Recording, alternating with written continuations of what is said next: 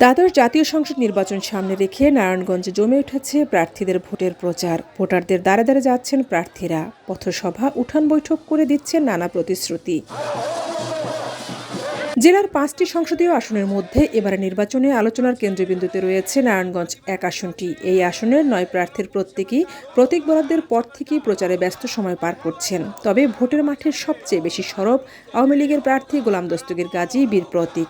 টানা 3 মেয়াদে এখানকার সংসদ সদস্য তিনি, বস্ত্র পাটমন্ত্রীর দায়িত্ব পালন করছেন।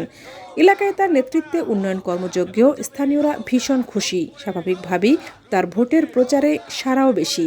এছাড়া তৃণমূল বিএনপির মহাসচিব ও বিএনপি থেকে বহিষ্কৃত তৈমুর আলম খন্দকার এবং শাহজাহান ভূঁইয়াও সভা সমাবেশ আর গণসংযোগে সময় কাটাচ্ছেন। একই সঙ্গে চলছে প্রতিদ্বন্দ্বী প্রার্থীদের পাল্টাপাল্টি অভিযোগও। একটা ঘটনা ঘটেছে, যেহেতু আজকে আমাদের ওখানে একটা মিটিং আছে, আমরা একটা জনসভা করেছি, খুব বড় জনসভা করেছি। সেই জনসভায় আমরা যাব এবং মিটিং করব। সেই মিটিং করব বলে তারা কালনিতে মাঝরাতে একটা ক্যাম্পে, ওরা নিজেদের ক্যাম্পে নিজেরাই আগুন দিয়েছে এবং সেখানে যে কালনি বাজারে যে গার্ড থাকে, সেই তিনজন গার্ডের মধ্যে 2জন গাড়ি তারা দেখেছে, 4টে মোটরসাইকেল করে তারা এসেছে, তাদের লোকজনই এসে তারা যখন চলে যাওয়ার সঙ্গে সঙ্গে দেখে এই ক্যাম্পটা আগুন ধরেছে। সুতরাং এটা আপনাদের একটা সবাই গিয়ে আপনারা এই বাজারে যে গার্ড, এই গার্ডের সঙ্গে আপনারা প্রশ্ন করবেন যে তারা গার্ডের নিজের চোখে দেখেছে। তারা আমাদের আজকে মিটিংটা ভণ্ডুল করার জন্য এবং আমাদের কিছু লোকের বিরুদ্ধে মামলা দেওয়ার জন্য তারা এই অপকর্মটা করেছে। রূপগঞ্জে নির্বাচনী প্রচারে গিয়ে বর্তমান এই সংসদ সদস্য আরও বলেন, এসব করে নৌকার বিজয় কেউ থামাতে পারবে না। জনগণ উন্নয়ন ও নৌকার পক্ষে আছে এবং থাকবে বলে দৃঢ় বিশ্বাস গোলাম দস্তগীর গাজীর। আমার তো ভালোবাসার না পাওয়ার কোনো কারণ নাই। আমি কারো কোনো সঙ্গে কোনো দুর্ব্যবহার করিনি, কোনো দুর্নীতি করিনি, উন্নয়নে করে গেছি এবং এলাকার সময় দিয়েছি।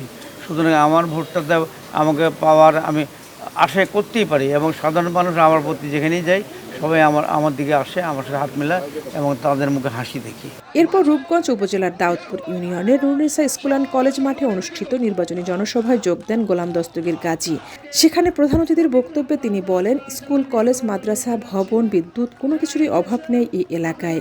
স্বতন্ত্র প্রার্থীদের পুতুল ও ভূমিক্ষেকদের প্রতিনিধি উল্লেখ করে বলেন, স্বতন্ত্র প্রার্থীরা কার নির্বাচন করছেন সেটা আপনারা আগে জানেন। আজকে আপনারা দেখতে পাচ্ছেন চারিদিকে উন্নয়ন আর উন্নয়ন, স্কুল, কলেজ, মাদ্রাসা, বিল্ডিং, বিদ্যুৎ, কোনো দিকে কারো অভাব নেই।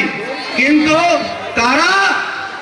তারা স্বতন্ত্র হয়ে কার নির্বাচন করছে এইটা আপনাদেরকে আপনারা জানেন। আজকে যদি সেই স্বতন্ত্র লোক কারা, তারা হলো পুতুল এমপি।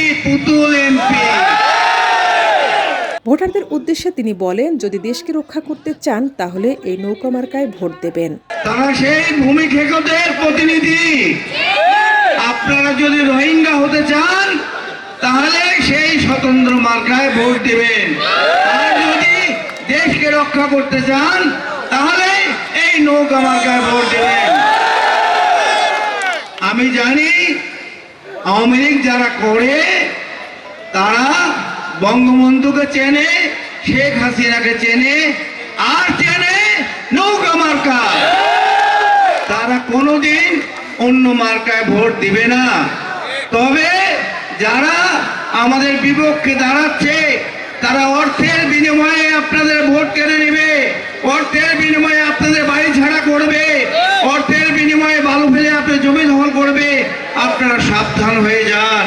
বীর মুক্তিযোদ্ধা গোলাম দস্তগীর গাজী এই আসনটিতে টানা 3 বার নির্বাচিত সংসদ সদস্য। তিনি সরকারের বস্ত্র ও পাটমন্ত্রীর দায়িত্ব আছেন।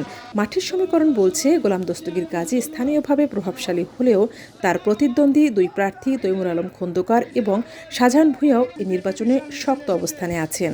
ফলে এ আসনে কঠোর প্রতিদ্বন্দ্বিতাই প্রত্যাশা করছেন স্থানীয়রা।